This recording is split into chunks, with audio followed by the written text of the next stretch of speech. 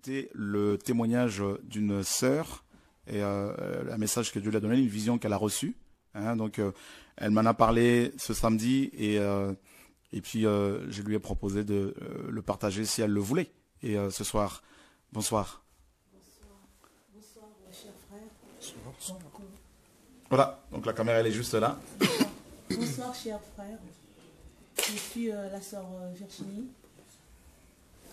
Voilà, parfait, nickel. Je suis la sœur Virginie. Donc pour commencer, j'aimerais d'abord vous dire que je viens de connaître l'église, enfin l'évangile de réveil, parce que je suis née, enfin j'étais née catholique, grandi catholique. Aujourd'hui, j'ai 49 ans. Depuis le 16 juillet 60, enfin, je suis née le 16 juillet 75, donc j'ai eu mes 49 ans le 16 juillet passé. Donc j'étais née dans une religion catholique, grandi catholique, père catholique, mère catholique, 100% catholique. J'ai jamais entendu l'évangile ailleurs, donc je suis restée dans cette religion. Et si aujourd'hui je peux vous confirmer que je suis venue ici au Réunion de Réveil à Évry, à partir du mois de juin, la toute première semaine du mois de juin. Et dès que je suis venue, j'ai entendu le message et je suis sortie de là. Donc depuis que je suis venue ici, je ne suis plus repartie dans l'église catholique. J'avais des chapelets à la maison, des médailles, beaucoup d'autres choses et j'ai tout mis dans la poubelle. Entre-temps, j'aimerais aussi me faire signaler, j'étais passée dans une assemblée à Stein. J'ai fait peut-être 3 à 4 mois. Il n'y avait pas l'évangile. Sinon, quand j'y partais, j'allais plus repartir dans l'église catholique. Donc, au même moment où je partais dans cette église, au même moment je partais à l'église, enfin, au même moment où je partais dans cette église de réveil, dite de réveil, au même moment je suis restée catholique. Mais dès que j'ai franchi mes pieds ici, franchement, il y a eu un grand changement dans ma vie. Et aussi, j'ai reçu une guérison du cœur. Parce que j'avais des douleurs, j'étais en deuil suite à beaucoup de situations. Mais quand j'ai entendu la parole, c'est cette parole que j'ai entendue qui a libéré mon cœur. Et quand j'ai reçu ma guérison du cœur, j'ai commencé à recevoir beaucoup de choses de la part du Seigneur. Donc là, ce que je voulais témoigner, c'est un rêve que j'ai fait du lundi 3 au mardi 4, donc dans la nuit du lundi 3. Donc depuis le samedi du 8, j'allais parler aux frères, mais j'ai hésité. J'allais faire un courrier, je me suis dit, c'est pas un bon rêve pour faire par courrier. Je préfère voir le frère. Et ce samedi, j'ai attendu le frère. J'étais là à attendre le frère, mais un moment, j'ai eu comme un peu de la trouille. J'ai voulu me retirer. Je me suis dit, non, il faut que j'en parle au frère. J'ai parlé au frère en long et rapidement. Et le frère m'a invité, parce que je sais que c'est un homme de Dieu. C'est pas du mensonge, c'est pas un rêve peut-être sorti d'un film de cinéma. Donc, dans le rêve, il y avait le frère Choura et 3 autres frères et une sœur. Donc, au total, ils étaient 4. Dans le rêve, ils étaient dans une jungle, donc vraiment une forêt hostile, très hostile. Il y avait des lianes, il y avait des araignées géantes. Il y avait des serpents qui pouvaient faire la taille, 5 fois la taille du serpent anaconda. Franchement, même moi, en voyant cette vision, je ne sais pas comment j'ai pas eu peur dans le rêve. J'ai vu des trucs bizarres, des ossements, des odeurs bizarres, des feuilles mortes, des branches, des pourritures, des cadavres. Il y avait des serpents, vraiment beaucoup de serpents. Cette jungle était vraiment, vraiment infestée, c'était horrible. Il y avait des lianes, le chemin était vraiment difficile. Mais il n'y avait que 4 personnes. Donc le frère Choura et 2 autres frères et une sœur. Dans cette jungle, comme s'ils étaient à la recherche de quelque chose. Je ne sais pas, je ne savais pas encore dans le rêve ce que c'était. Donc ils étaient à la recherche de quelque chose, mais eux, ils n'étaient pas chargés. Ils avaient juste leurs vêtements et le frère Choura avait à la main une lampe de poche, mais à longue portée. Parce que tout était vraiment obscur. À partir de cette lampe, ils pouvaient éclairer et voir une bonne distance. Donc il y avait vraiment un rayon de lumière. Et dans cette jungle, ils étaient en train de marcher. Ils se sont retrouvés face à des serpents, des serpents, des gros, très gros serpents, ces serpents voulaient les intimider, mais eux, ils ne se défendaient pas, ils n'avaient pas peur. Aucune de toutes les personnes qui étaient avec le frère Choura avait peur. Donc ces serpents, ils voulaient les intimider, mais après, ces serpents, ils tombaient. Ça tombait comme des arbres, des gros arbres qui sont dans la forêt. Donc ces serpents tombaient d'eux-mêmes. Ces serpents tombaient, ils mouraient. Ils tombaient, ils mouraient. Certains serpents, ils déviaient déjà à beaucoup de mètres avant même qu'ils arrivent vers le frère Choura. Ces serpents, ils déviaient, ils changeaient de trajectoire. Et le frère et les autres, ils n'étaient pas effrayés. Ils ont continué leur recherche. Un moment, ils ont escaladé un mur. C'était un mur, je n'ai jamais vu ce genre de mur. C'était vraiment, vraiment un haut mur, mais c'était en briques. Ce que j'ai vu, c'était un mur en briques, mais des briques nues. On pouvait bien voir la jointure du ciment, là où les briques se sont fixées. Et ils se sont retrouvés au-dessus du mur. Et le frère Choura, à l'aide de sa lampe, il éclairait le bas, comme si la base du mur.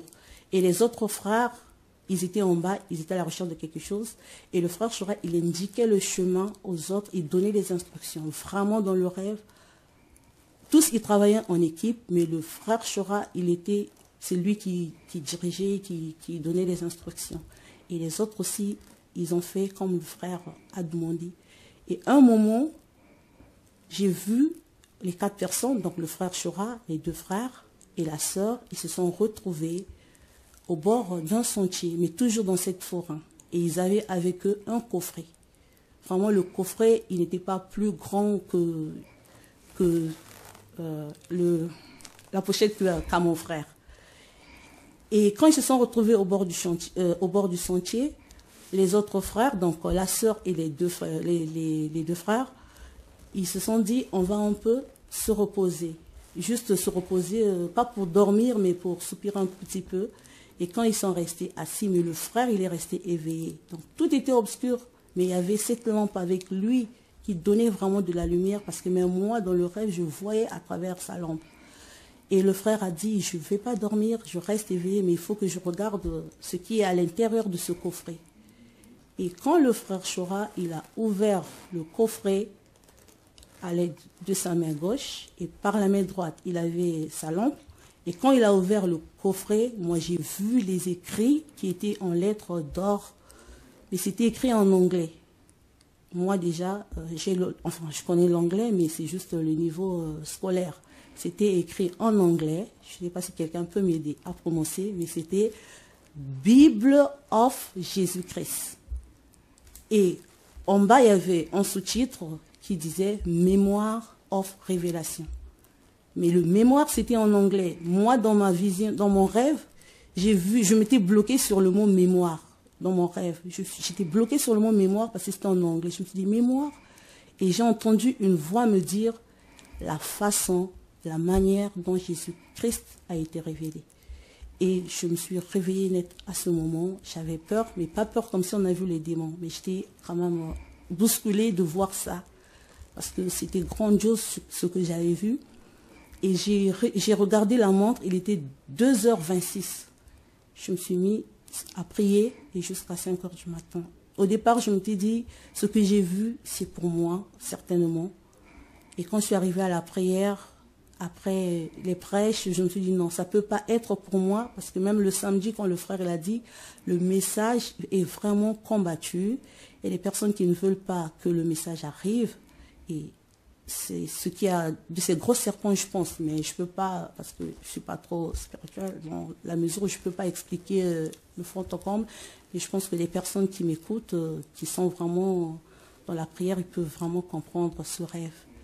Et donc le rêve s'est arrêté là, et j'ai vraiment prié, et j'ai eu la peur de ma vie, pas dans la mesure d'avoir peur des démons, mais de me dire que Dieu existe.